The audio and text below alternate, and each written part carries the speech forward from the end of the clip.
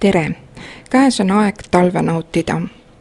Eestimaad katab kõikjal lumevaip, mille paksus oli hommikustel andmetel 3–26 sentimeetrini.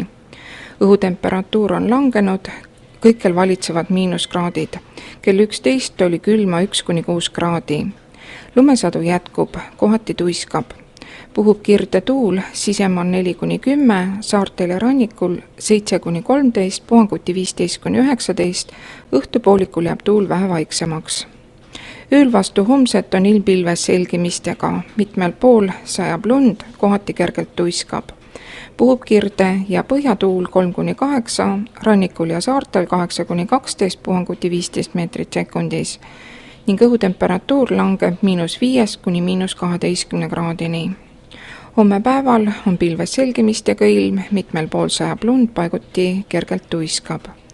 Puhub kirde ja põhjatuul 3–8, saartel ja rannikul 7–11, puhanguti 13 meetrit sekundis ja külma on 3–8 kraadi. Laupäeval öösel tuleb aga enamasti kõike lund, päeval on lumesadu peamiselt rannikualadel, kohati on pinnatuisku.